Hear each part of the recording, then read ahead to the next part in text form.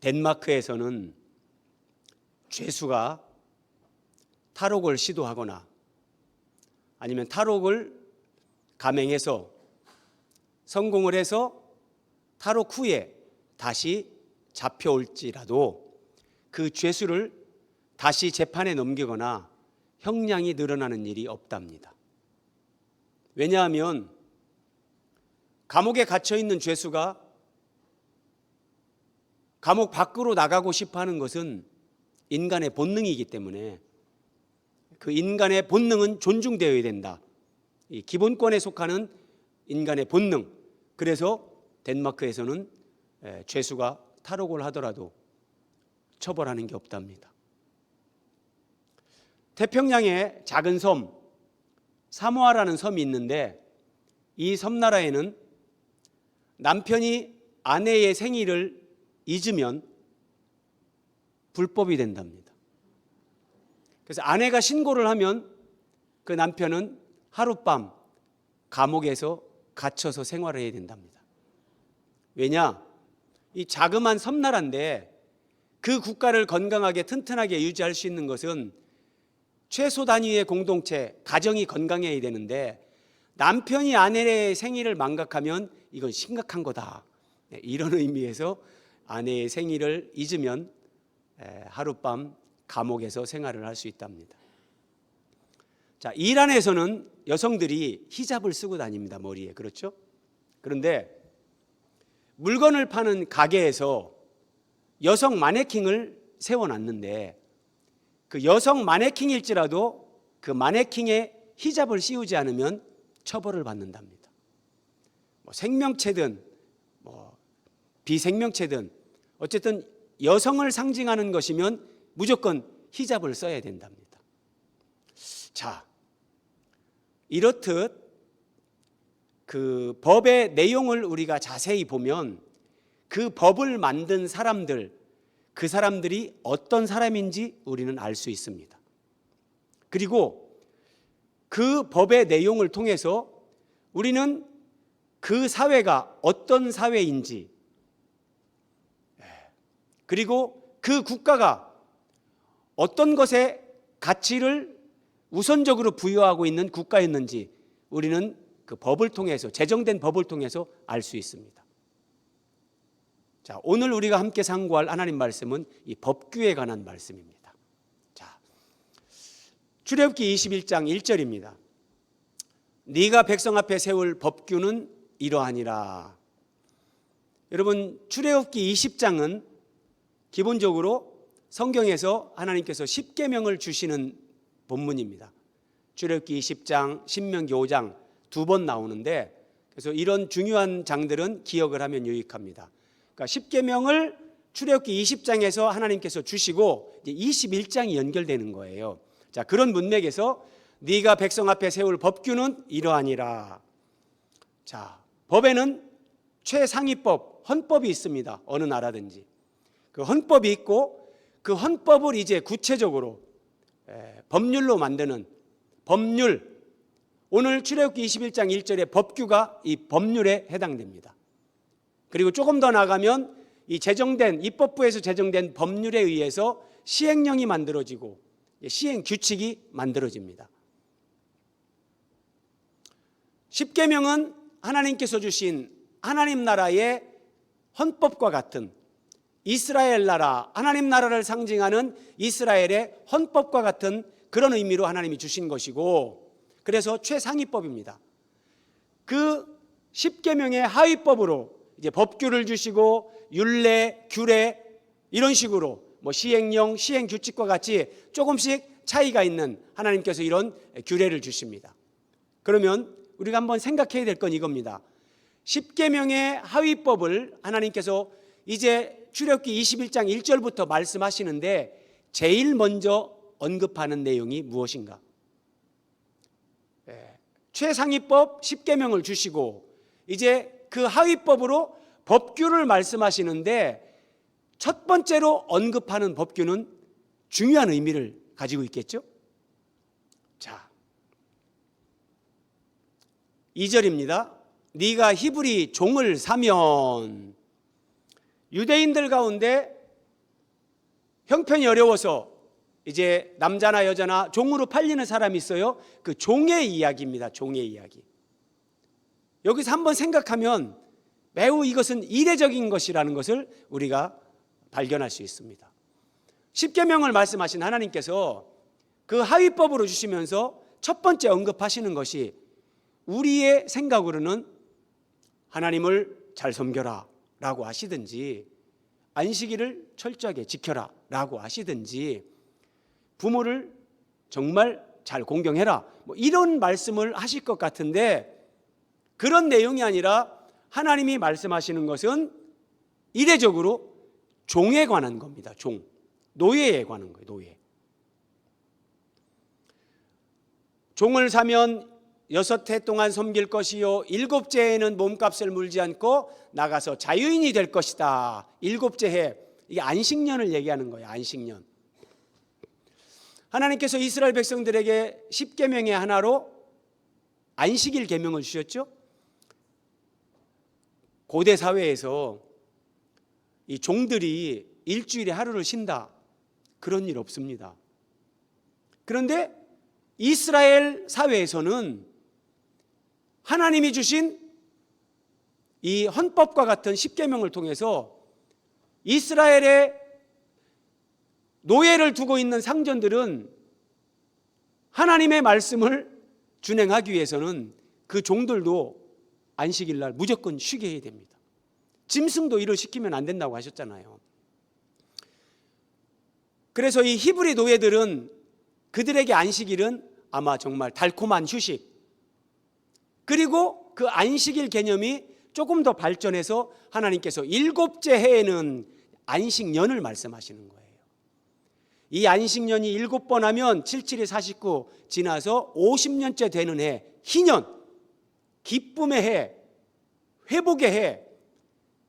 하나님 말씀은 정말 심오합니다. 하나님은 우리에게 이게 표면적으로는 율법이지만 그걸 통해서 우리에게 복음을 주시고 하나님이 어떤 분이신지, 하나님이 우리에게 주신 그 율법을 보면 하나님이 어떤 분이신지, 하나님의 나라가 어떤 나라인지 우리는 그 법을 통해서 알 수 있다니까요. 7째 해에는 그 종을 몸값을 물지 않고 나가서 자유인이 되게 하라. 내가 종을 살 때 돈을 주고 분명히 샀단 말입니다. 그런데 안식년 때는 어떤 것도 받지 않고 그냥 그 종을 자유인으로 풀어주는 거예요. 그러면 이스라엘 백성들 가운데 고대 사회에서 이 종들의 입장에서 한번 생각해 보세요. 6일 동안 정말 고되게 노동을 하면서 안식일을 얼마나 소망할까요? 그래, 며칠만 참으면 안식일이다. 노예로 팔린 사람은 부모, 형제, 때로는 처자식하고도 생리배를 하고 가족을 전체 살리기 위해서 자기가 노예로 팔려온 거예요. 사랑하는 가족들을 떠나왔고 고향을 떠나왔습니다. 그런데 하나님 말씀에 안식년, 7년 안식년이 되면 부모에게, 사랑하는 가족들에게 내 고향으로 돌아갈 수 있는 희망이 있는 거예요. 그래서 이 안식일, 안식년, 이 종들에게는 정말 하나님 안에서 손꼽아 기다리는 소망입니다. 소망. 3절. 그런데 이 종을 7째 해 안식년에 자유케 하는데 3가지 형태가 있습니다. 첫째는 만일 그가 단신으로 왔으면, 그러니까 노예로 팔릴 때 예를 들어서 장성한 남자가 한 사람이 노예로 팔려서 어느 집에 이제 종노릇을 하고 있는 거예요. 그리고 이제 안식년이 됐어요. 그때 단신으로 종이 되어 팔려온 사람이 있다면 그는 단신으로 나가라. 그래서 자기 혼자 이제 자유인으로 나가면 되는 거예요. 자, 그런데 또 이제 두 번째,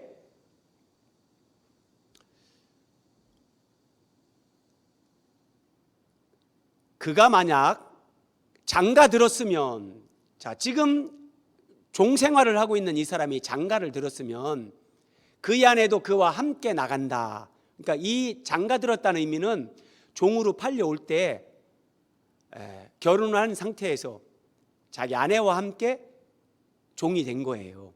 자, 이런 경우에는 아내와 함께 자유케 하라. 하나님께서 이렇게 말씀하시는 거예요. 자, 그런데 이런 하나님의 모든 말씀들은 다 모형과 그림자입니다. 여러분, 노예 생활하는 사람에게 일주일에 하루 안식일을 주고, 자, 안식년이 되면은 자유케 해요. 그것도 참 소중한 거죠. 그런데 본질적으로 인간은 마귀에게 종노릇하고 있는 거예요. 죄의 종노릇을 하고 있는 거예요. 하나님은 우리에게 이걸 말씀하시는 거예요. 마귀에게, 죄에게, 죽음에게 종노릇하고 있는 우리에게 하나님께서 독생자 예수 그리스도를 구원자로 보내서 그 예수님을 통해서 우리를 마귀에게, 죄에게, 죽음 권세에 종노릇하는 우리를 해방시키고 자유케 하실 것, 하나님은 이걸 말씀하시는 거예요. 이거를요. 그래서 이런 안식일, 안식년, 지금 하나님이 그래서 최상위법 10계명을 주시고 하위법을 말씀하시되 종을 자유케 하는 이 말씀을 제일 먼저 하나님이 언급하시는 거예요. 자, 세 번째 유형, 이건 좀 특이합니다. 4절, 만일 상전이 그에게 아내를 주어, 자, 종으로 팔려올 때는 건강한 청년, 단신으로 들어왔어요. 근데 이 사람이 너무나 주인의 뜻을 잘 분별하고 주인을 잘 섬기다 보니까 주인이 너무 좋아서 이 종에게 아내를 주었어요. 그리고 아내와 함께 살면서 이제 아들, 딸도 낳고 살았어요. 그런데 그렇게 살다가 안식년이 된 거예요. 그러면 이럴 경우는 어떻게 하냐? 상전이 그에게 아내를 주어 그의 아내가 아들이나 딸을 낳았으면 그의 아내와 그의 자식들은 상전에게 속할 것이요 그는 단신으로 나갈 것이로되. 오늘날 기준으로 이런 말씀을 보시면 안 되고, 지금부터 3500년 전에 그 고대 사회에서 이 노예는 전부 다 주인에게 소유권이 있잖아요. 그런데 단신으로 들어온 이 종에게 주인이 아내를 줬어요. 결혼을 시켜줬어요. 그래서 자식을 낳았어요. 그러면 하나님의 율법에 의해서 안식년에 이 종을 자유케 하지만 주인이 준 그 여종과 그 자식은 주인에게 속했기 때문에 이 남자 종은, 단신으로 왔던 종은 처자식을 놓고 단신으로 나가서 자유인이 될 수 있다, 이 말씀이에요. 자, 그러면 이 남자 종이 선택할 수 있는 건 두 가지예요. 안식년 때 처자식 두고 나는 자유를 선택하겠다. 두 번째, 내가 아무리 자유가 좋지만 처자식을 포기할 수 있나? 그래서 자유할 수 있지만 그 자유를 포기하고 처자식과 함께 평생 종으로 사는 걸 선택하는 겁니다. 둘 중에 하나입니다.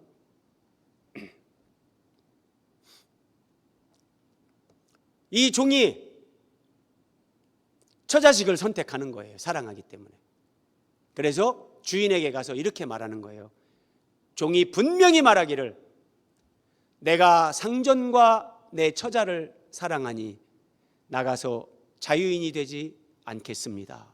주인님, 저는 제 아내와 아이들을 너무 사랑해서 저는 자유를 포기하고 주인님 집에서 평생 저는 종으로 살겠습니다. 이렇게 말을 하는 이 종이 있는 거예요. 자, 여기에서 우리가 성경을 그냥 빨리 읽는 것도 의미가 있지만 더 중요한 것은 묵상하는 거예요. 그래서 주야로 여호와의 율법을 묵상하는 자가 복이 있다, 그렇게 말씀하시는데, 자, 여러분 말씀을 잘 보세요. 이 종이 처자식을 사랑하기 때문에 내가 자유를 포기하고 평생 종이 되겠다, 이걸 선택하는 경우 우리가 충분히 공감이 돼요. 그렇죠? 그럴 수 있죠. 그런데 상전을, 5절을 잘 보세요. 상전과 처자를 사랑해서 그러거든요.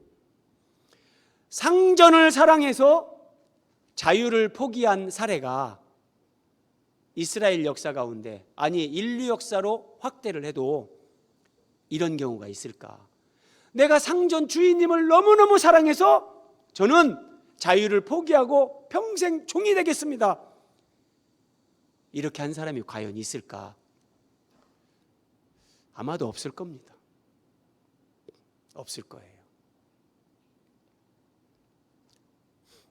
만약에 이 종이 상전에게 제가 주인님과 처자식을 사랑하기 때문에 저는 자유를 포기하고 평생 종이 되겠습니다 라고 하면 상전이 그를 데리고 재판장에게로 갈 것이요.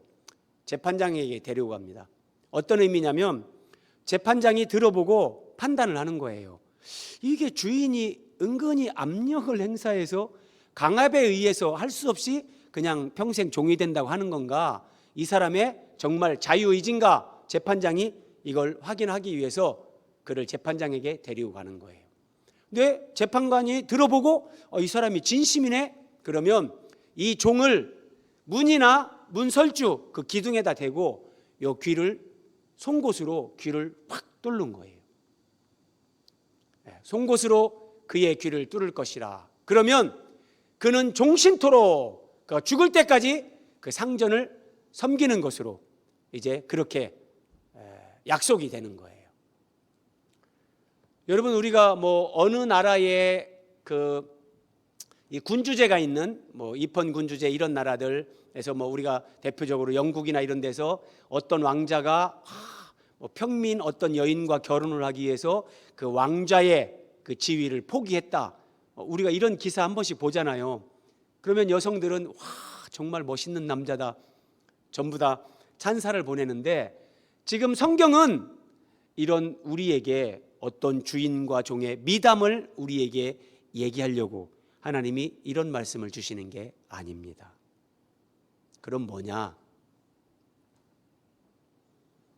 너희가 성경에서 영생을 얻는 줄 생각하고 성경을 연구하거니와 이 성경은 구약 성경입니다. 곧 내게 대하여 증언하는 것이니라. 아래 성경 그림을 보십시오, 여러분. 성경을 우리가 제대로 바르게 보면 하얀 건 종이요, 검은 건 문자인데 여기에 예수님이 있어요. 창세기부터 말라기까지 우리가 성경을 제대로 보면, 성령님께서 의도하신 대로 성경을 보면 성경에서 예수 그리스도가 보이는 거예요.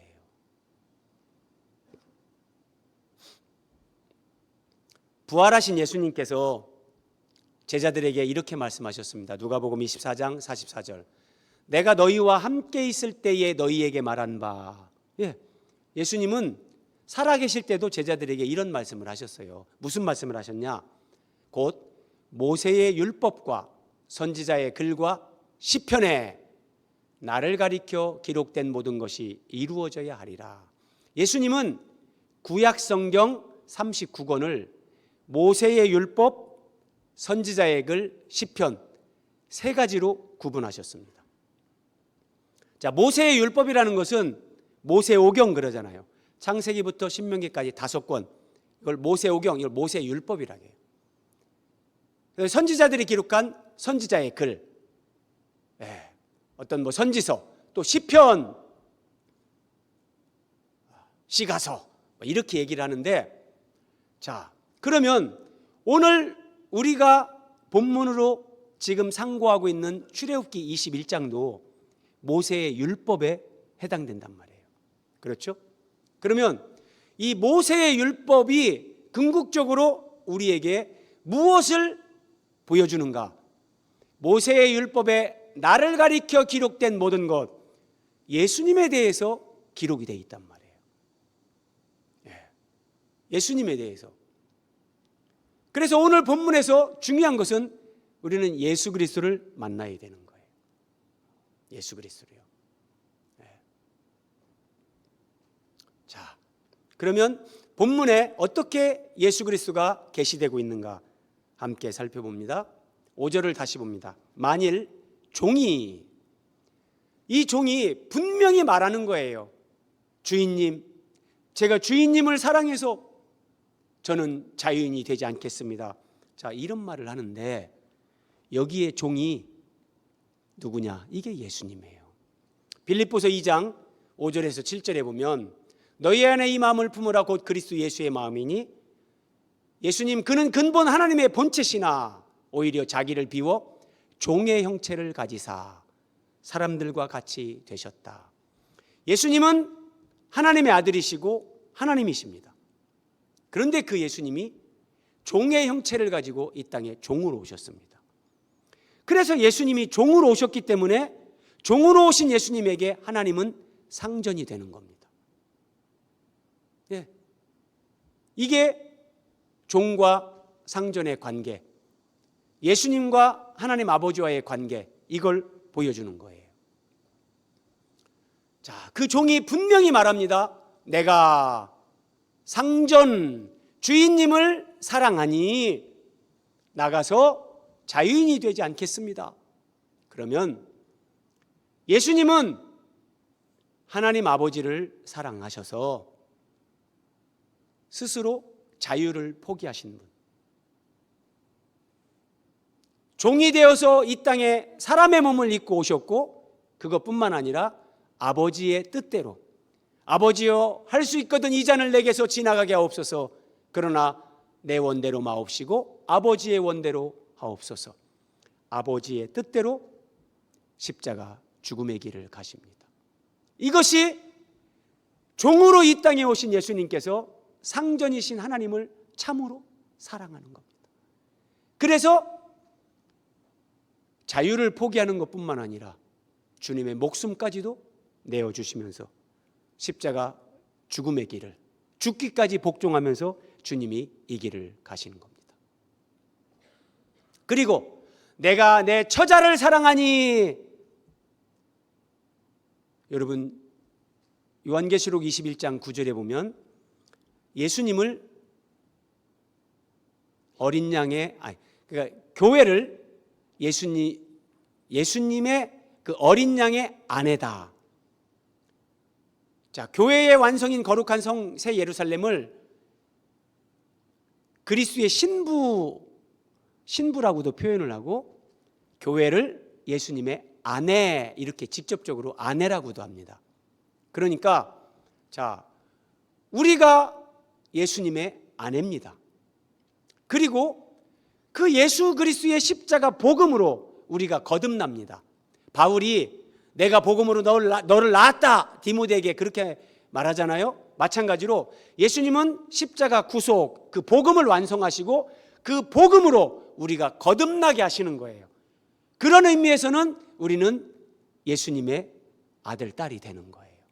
그러면 우리는 예수님의 아내요, 자식, 예수님이 참으로 사랑하는 처자식이 바로 우리요, 그리스도의 신부인 교회. 우리 얘기예요, 우리 얘기예요. 그래서 예수님은 상전이신 아버지와 처자식이신 오늘 우리를 너무나 사랑하셔서 분명하게 말합니다. 나는 상전과 처자를 사랑하니 나가서 자유인이 되지 않겠습니다. 자유인이 되지 않겠습니다. 여러분, 눈물 나는 말씀이죠. 눈물 나는 말씀이에요. 그러면 상전이 그를 데리고 재판장에게 갑니다.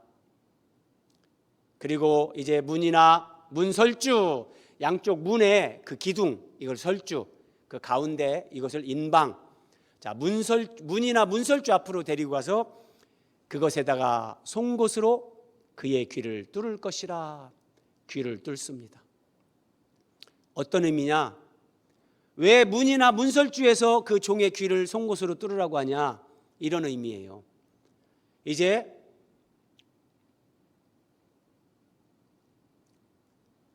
주인님께서 무슨 말씀을 하시는지. 종들은 그 문에서 주인의 음성을 경청하는 거예요. 주인의 지시를 받는 거예요. 자, 조금 뒤에서 한 번 더 언급을 하고요. 어쨌든 송곳으로 그 귀를 뚫는 순간 이제 종신토록 죽을 때까지 그 상전을 섬기는 거예요. 저는 이 말씀에서 이렇게 표현을 하고 싶어요. 자유를 포기하는 자유. 예수님이에요. 예수님은 하나님의 아들이시고 창조주이시고 만물 위에서 존귀와 영광을 받으시는 분. 그런데 그 예수님이 스스로 종이 되시고 스스로 종신토록 귀를 뚫고 그 종이 되는 것처럼 하나님을 사랑하고 우리를 사랑하기 때문에 예수님은 그 사랑 때문에 자유를 포기하는 거예요. 자유를 포기하는 자유. 이게 예수님의 사랑이에요. 예수님의 사랑이요. 그래서 어떤 나라의 어떤 왕자가 왕자의 지위와 특권을 포기했다더라 신부를 얻기 위해서, 그런 기사를 보실 때 여러분 예수님을 생각할 수 있어야 되는 거예요.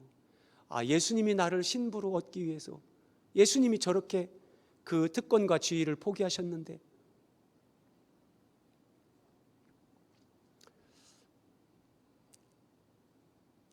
오늘 본문에 나오는 종은 문이나 문설주에 가서 송곳으로 귀를 뚫었습니다. 이렇게요. 귀를 뚫습니다. 그런데 우리 예수님은 어떻게 하십니까?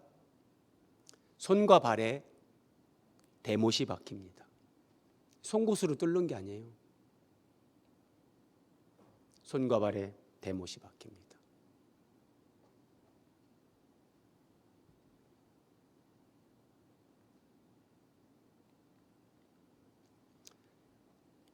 오늘 말씀을 한번 적용해 볼까요?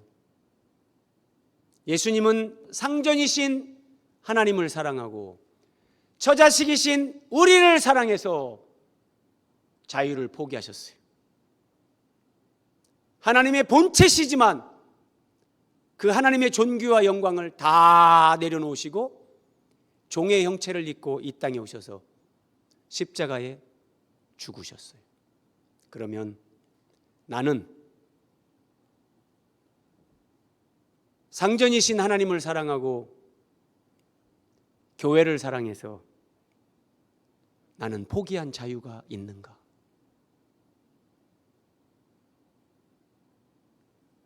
주님과 복음과 교회를 위해 내가 포기해야 될 것, 내가 헌신해야 될 것은 무엇인가? 성령께서 말씀하시는 그 내면에 귀 있는 사람은 듣는 겁니다. 듣는 사람은 자원함으로 순종하는 겁니다. 하나님의 나라는, 복음은 그렇게 진전되어 온 겁니다. 하나님은 우리에게 헌신을 구걸하지 않습니다. 이 사랑과 은혜에 감격하는 심령들, 종이 분명하게 말합니다. 내가 상전과 처자를 사랑하니 나가서 자유인이 되지 않겠노라. 내가 하나님을 사랑하고 교회를 사랑하고 지체들을 사랑하기 때문에 이 복음이 생명을 얻게 하는 주의 유일한 능력이기 때문에, 그래서 자원해서 헌신하고 충성하고 주님과 복음과 교회를 위해 우리가 그렇게 충성하고 헌신하는 거죠. 다른 게 아닙니다. 억지로 하거나 강압이 아닙니다. 나는 하나님을 위해, 교회를 위해 어떤 자유를 포기해 봤는가? 지금 내가 포기해야 될 건 뭔가? 상전이 그를 문이나 문설주 앞으로 데리고 가서 그것에다가 송곳으로 그의 귀를 뚫을 것이라. 귀를 뚫는 의미, 이런 내용입니다. 송곳으로 문에다 대고 귀를 뚫는 종은 이제 나는 이제부터 이 문 안에 계시는 내 주인님의 음성만 듣고 주인님의 말씀대로만 순종하고 섬기겠습니다. 이렇게 맹세하는 거예요. 이게 문에다 대고 종의 귀를 송곳으로 뚫는 의미란 말이에요. 네. 나는 귀가 뚫린 사람인가? 귀걸이하기 위해서 뚫은 거 말고요. 나는 하나님 앞에서 정말 이 귀가 뚫린 사람인가? 귀가 뚫린 사람은 자기 생각대로, 자기 뜻대로 그렇게 살지 않습니다. 그래서 하나님 앞에 참된 헌신은 주인의 음성을 듣는 것, 이것으로 시작됩니다. 귀가 뚫리는 것으로부터 시작된단 말이에요. 예수님께서 요한복음 5장 30절에서 이렇게 말씀하셨습니다. 내가 아무것도 스스로 할 수 없노라. 예수님은 전능하신 분입니다. 죽은 자도 살리고 이 자연계도 말씀으로 다 다스리시는 분입니다. 그런데 그 예수님께서 나는 아무것도 스스로 할 수 없다 이렇게 말씀하십니다. 어떤 의미냐? 예수님은 하나님 앞에서 귀가 뚫려 있는 분이에요. 듣는 대로 나는 한다. 하나님 아버지의 말씀을 듣지 않고 어떤 것도 예수님은 스스로 할 수 없다고 말씀하시는 거예요. 참된 헌신의 시작은 듣는 것으로부터 시작한다고 말씀드렸습니다. 예수님이 우리에게 보여주신 이게 하나님 앞에서의 삶, 참된 헌신의 본입니다. 내가 하나님의 말씀으로 확인받지 않고 인도받지 않으면서도 내가 너무나 나 혼자 스스로 잘하는 사람, 좀 더 귀가 뚫려야 됩니다. 우리는 하나님 앞에서 나는 스스로 아무것도 할 수 없습니다. 우리의 신앙과 우리의 믿음의 고백이 여기까지 가야 되는 겁니다. 혼자서도 잘해요. 이건 세상에서 하는 말이고요. 우리는 하나님 앞에서 나는 아무것도 스스로 할 수 없다. 듣는 대로. 그러면 예수님의 지상에서의 삶은 언제나 귀를 쫑긋 세우고 하나님과 교제하면서 하나님 아버지의 음성을 듣는, 여기에 늘 예수님은 초점을 맞추고 사셨다는 거예요. 시편 123편 2절입니다. 상전의 손을 바라보는 종들의 눈같이, 여주인의 손을 바라보는 여종의 눈같이. 똑같아요. 문이나 문설주에서 그 종의 귀를 송곳으로 뚫었죠? 예. 이제 문 앞에서 상전이 이 손으로 어떻게 지시를 하는가, 어디를 가리키는가, 무슨 말씀을 하시는가, 그것을 보고 듣고 그렇게 준행하기 위해서 오직 상전의 손이 어디로 향하는가, 이걸 바라보는 것, 이게 종의 자세란 말이에요. 그것처럼 우리의 눈이 여호와 우리 하나님을 바라보며 기다리나이다. 이것이 하나님이 진짜 영광을 받으시는 믿음의 삶입니다. 내가 상전과 처자를 사랑하니 나가서 자유인이 되지 않겠노라. 이 종이 이렇게 말을 했는데, 자, 오늘 마지막 말씀입니다. 사도 바울은 갈라디아서 5장 13절에서 이렇게 말합니다. 너희가 자유를 위하여 부르심을 입었으나, 우리는 주님 안에서 모든 것에서 자유할 수 있는 사람들이에요. 그 자유를 위해서 부르심을 받아서 우리는 그 은혜를 누려요. 그러나 그 자유로 육체의 기회를 삼지 말라. 하나님이 주신 자유로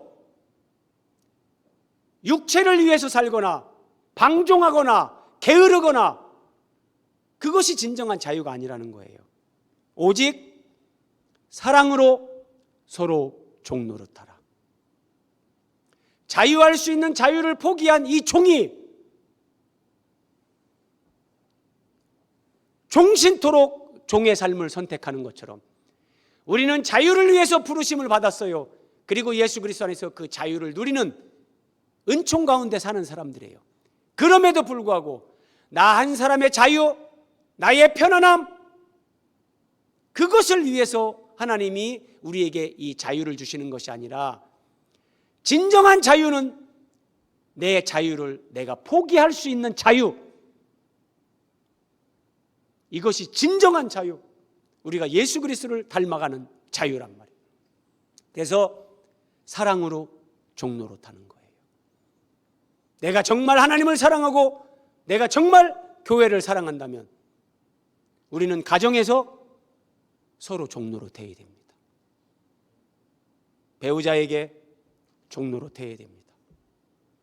교회에서 내가 대접받으려고 하고 내가 높임받으려고 하고 내가 중심이 되려고 하고 그러면 영적 어린아이입니다.